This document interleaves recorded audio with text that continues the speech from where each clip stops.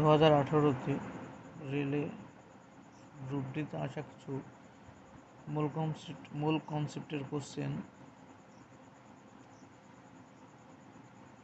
1 নম্বর, in CaO calcium oxide the ratio of Ca to O by মাস।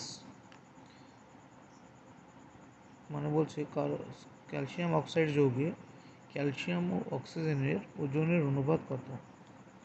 আমরা জানি ক্যালসিয়ামের ভর 40 গ্রাম এবং অক্সিজেনের ভর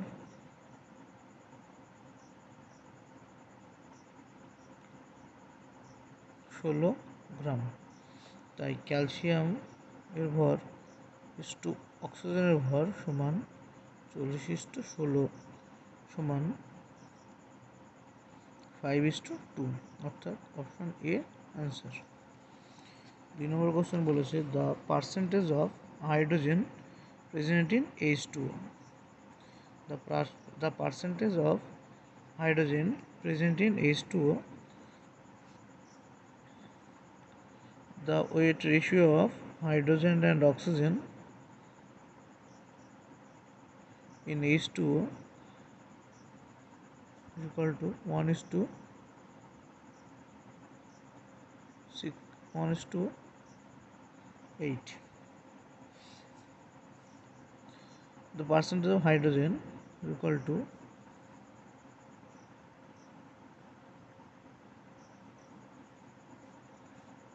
1/8 into 1/9 মোট ভর 9, 18 মোট ভর into 100 equal to 11.11%. 3 number question, what will be the number of mole in 60 gram of helium। বলছে 60 গ্রাম হিলিয়ামের কত মোল রয়েছে। আমরা জানি হিলিয়ামের আণবিক ভর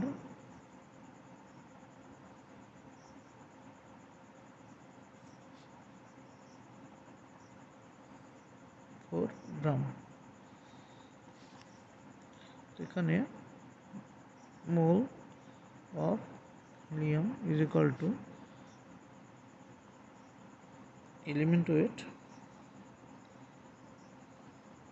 by molecular weight is equal to 60/4 15 mole. Option C answer. তারপরে 4 নম্বর কোশ্চেন বলছে হাউ মেনি molecules are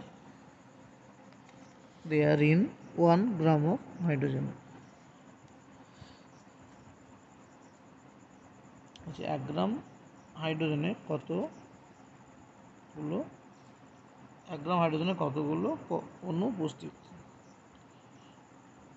আমরা জানি হাইড্রোজেনের মলিকুলার ওয়েট 2, অর্থাৎ মূল কনসেপ্ট অনুসারে 2 গ্রাম হাইড্রোজেনের অণুর সংখ্যা অ্যাভোগাড্রো সংখ্যার সমান, অর্থাৎ 6.022 × 1023।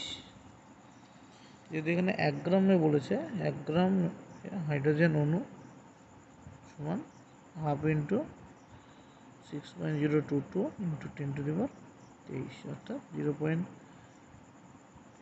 × 1023, অর্থাৎ option D is correct answer.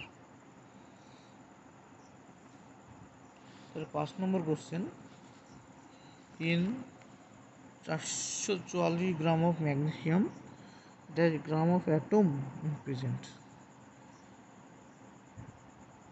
Magnesium যেহেতু পরমাণু উপস্থিত থাকে, তাই ম্যাগনেসিয়ামের পারমাণবিক ভর mg এর ভর আমরা জানি 24 গ্রাম। ম্যাগনেসিয়ামের গ্রাম পারমাণবিক ভর 24 গ্রাম, তাই 24 গ্রাম mg সমান 1 মোল বা 1 gram atom mg। 144 gram mg সমান 144/24 equal to 6 gram atom mg, অর্থাৎ option B is correct answer.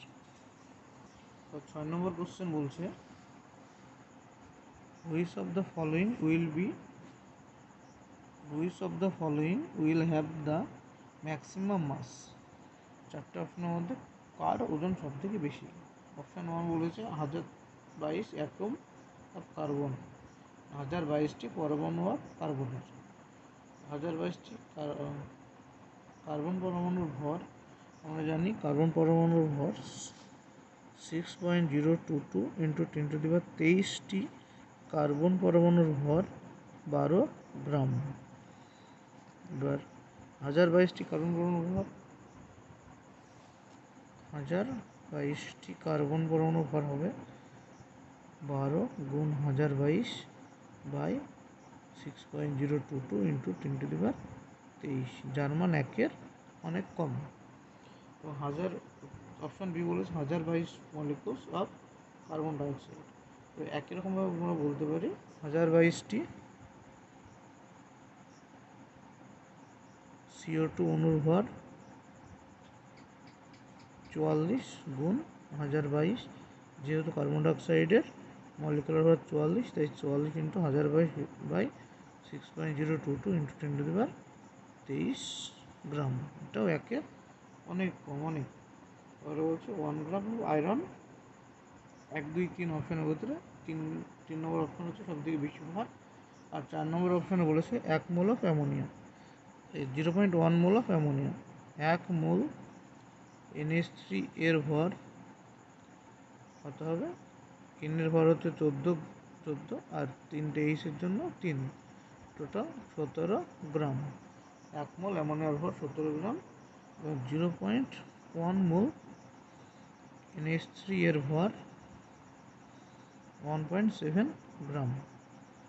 তবে এখানে প্রথম অপশান হচ্ছে 1-এর অনেক কম, 2 নম্বর অপশান 1-এর অনেক কম, 3 নম্বর অপশান হচ্ছে 1 গ্রাম আয়রন বলা আছে, আর 4 নম্বর অপশান হচ্ছে 1.7 গ্রাম অ্যামোনিয়া। তাই 1.7 গ্রাম যেহেতু সব থেকে বেশি ভারী, তাই option D is correct answer. তারপরে 7 নম্বর কোশ্চেন বলেছে how many atoms of sulphur are present in 0.6 mole of SO2। আমরা জানি সালফার ডাইঅক্সাইড মানে SO2 একটি অণুতে S পরমাণু আছে একটি। এবার বলেছে কত? 0.6 মোল। তো আমরা জানি 1 মোল SO2 এর অণুর সংখ্যা,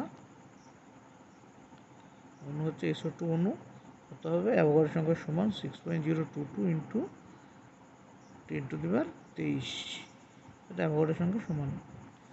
এবার 0.6 মোল SO2 এর অণু কতগুলি আছে?